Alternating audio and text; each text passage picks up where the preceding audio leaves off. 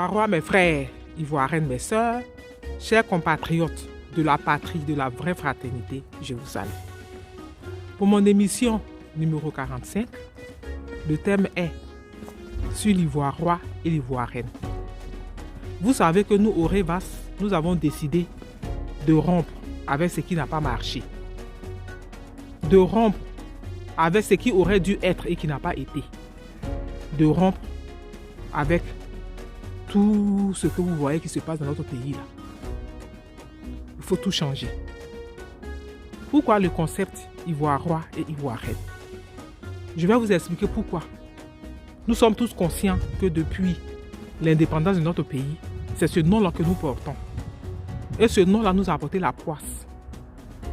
Ce nom nous a apporté la poisse parce que pendant la colonisation, le premier président Houphouët-Boigny défendait les agriculteurs indigènes. D'où la nécessité pour les autochtones d'Abidjan, c'est-à-dire les Bidjans, de s'allier avec lui. Et ils l'ont imposé à l'administration coloniale, à l'indépendance évidemment, avec l'appui des autochtones et des sudistes. Il est devenu le président de la Côte d'Ivoire. Pour vous qui êtes nés avant ou après, même les indépendances, Houphouët a fait quand même, je crois, 33 ans au pouvoir. Au début, où il était avec les sudistes, ce pays a été construit parce qu'en ce moment, il était avec eux. Qu'à un moment donné, il a décidé de régner jusqu'à sa mort, il a renvoyé tous les sudistes et il a pris tous les Ivoiriens avec les étrangers de l'administration. Nous sommes tous conscients de ça. Notre mal a commencé par là. Parce que lorsque vous trahissez des personnes qui vous ont fait confiance et que vous êtes assis sur le territoire des gens qui ne sont pas contents de vous, rien de bon ne peut sortir de ce que vous allez faire. La suite, vous connaissez. Oufou est mort, Bédi est venu. Déjà même au temps où Bédi devait venir, s'il n'avait pas eu des Ivoiriens forts et patriotes en ce moment-là, c'est en ce moment qu'ils allaient imposer le dramatique. Parce que ces étrangers qui sont rentrés dans nos administrations, qui ont vu notre coffre fort, ont décidé de nous prendre dans notre pays. Heureusement, on a échappé. Le coup d'État a suivi, vous le savez très bien. Conclusion, il y a eu des morts pour que Gueye parte. Après, Gbagbo, qui est devenu président de la République, a demandé à ce que Bédié, qui était en exil, rentre. Avec le dramatique, je ne sais pas pourquoi. La suite, vous connaissez. Il lui a donné les papiers, il est devenu président. Aujourd'hui, il tue les Ivoiriens. Tout simplement parce que les autochtones chez qui vous êtes là, vous les avez méprisés. Ok? Tous les terres ont été pris. Le sud, tout le monde est au sud, tout le monde profite du sud, sauf des sudistes. En fait, vous mangez dans la poche des autochtones sans leur donner. À partir du moment qu'ils ne sont pas contents de vous, rien ne peut marcher. Mais pourquoi est-ce qu'on a fait cela? On a fait cela tout simplement parce que nous nous appelons des Ivoiriens et des Ivoiriens et des Ivoiriennes. C'est-à-dire on ne voit rien, on ne comprend rien et on se comporte en conséquence. Aujourd'hui, nous sommes tous conscients que rien n'a marché et nous voulons tout changer. Mais pour pouvoir changer, il faut d'abord changer le nom que nous portons. Ce nom-là qui nous a apporté la poisse, ce nom-là qui nous a induit en heureux, où on était censé s'aimer les uns les autres, mais on a préféré s'aimer les uns sur les autres. Tout le monde à Abidjan, Abidjan c'est tout le monde. Mais quand ils sont dans l'administration, ils sont dans les ministères, ils ne voient aucun Abidjan, ça ne les dérange pas. Ils prennent de temps en temps quelques sudis par-ci par-là et vous mangez en fait de la poche de votre frère. Et ce frère-là qui n'est pas content de vous, les étrangers qui vivent avec vous, qui voient comment vous-même là, vous vous comportez avec vos propres frères, évidemment, ils ont fait la même chose. Ils sont accaparés de votre pays, de votre patrimoine. Puis de toute façon, vous-même vous faisiez déjà entre vous. Tout cela a été possible parce que nous étions des Ivoiriens. Nous ne comprenons rien. Et si aujourd'hui, nous voulons tout rompre avec rompre avec tout. En fait, il faut tout reconstruire. Il faut tout changer. De mentalité, de comportement, de conception, nous devons changer. Et pour changer, il faut que nous devenions des rois et des reines. Le nom agit sur la personnalité des gens. Nous le savons très bien. À partir du moment que nous deviendrons des rois et des reines, nous allons réfléchir en conséquence. Nous allons retrouver notre gloire perdue. Et demain, chaque Ivoirien sera responsable de son patrimoine.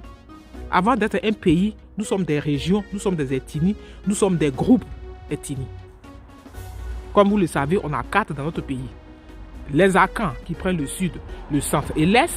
Ensuite, il y a les Krou et il y a ceux du nord. Les Gours, comme on les appelle. Nous avons 4 groupes. Et ces 4 groupes-là, chacun a son territoire.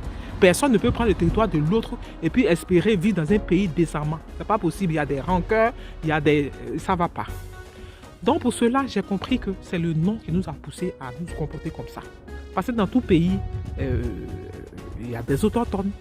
Et on choisit un endroit pour faire la capitale. Cet endroit-là, ceux-là qui ont été privés de leurs biens doivent pouvoir profiter de la richesse que cet endroit rapporte. Dans notre pays, ce n'est pas ça. On les nargue. C'est vous-même qui avez vendu aujourd'hui que nous tous, nous subissons. Parce que je crois que peut-être c'est la punition de Dieu. Aujourd'hui, tout Ivoirien a son patrimoine arraché et égorgé pour son propre bien. Peut-être en ce moment, on se rend compte du mal que nous-mêmes, nous avons fait à nos frères. Donc, il faut se ressaisir, il faut changer de nom afin de pouvoir reconstruire cette 4e République dans l'amour de tout un chacun et mettre des lois et des règles qui feront que tous les étrangers qui vivent avec nous vont le respecter. Parce que partout, c'est pareil. Aucun pays ne peut vivre sans étrangers, seulement il y a des lois. Pour vivre dans ce pays, s'il aura des règles à respecter, si tu aimes ce pays-là, au cas contraire, tu retournes chez toi. De toute façon, tu as un chez toi. Donc voilà, pour mon émission 45, c'était ça. Je voudrais vous expliquer pourquoi que au Révas, nous avons décidé que, puisque nous voulons tout changer, puisque nous parlons de rupture, il faut à cela aussi changer ce nom-là qui nous induit en erreur. Et ce nom-là continue de nous induire en erreur, puisque je vois encore des gens qui estiment que Soro, il a fait ça avec son autre frère. Soro a fait quoi? Soro n'a pas giflé quelqu'un, Soro s'est pas bagarré avec quelqu'un, Soro a monté une rébellion qui a tué des milliers et des milliers de familles. Accepter Soro, c'est permettre à ce qu'un petit garçon qui a vu sa main égorgée, sa main violée, devienne un rebelle plus tard. Mais qu'est-ce que vous croyez? Toute personne a le mal en lui et a le bien en lui. Et après, on fait un choix de faire le bien ou de faire le mal. Et quand l'injustice est faite, comme ce que vous voulez faire avec ce Soro-là, celui-là qui a sa rancune parce que son père est décédé, a été éventré, a été égorgé et qui ne voit pas de justice, deviendra aussi un rebelle. Donc vous voulez de perpétuer la Côte d'Ivoire de rébellion en rébellion. C'est ce qui va nous arriver. Donc réfléchissons ensemble, quittons dans le Ivoirien qui a fait de nous des rieneux stupides et prenons ce nom-là qui est l'Ivoirois et l'Ivoirienne. Dorénavant, commencez à vous appeler ainsi et changer le nom de poisse là que nous portons depuis. Et comme ça, je crois que nous allons retrouver la gloire que nous avons perdue. Voilà. Donc c'était mon message aujourd'hui pour vous, pour nous. Quittons dans le rien de Ivoirien.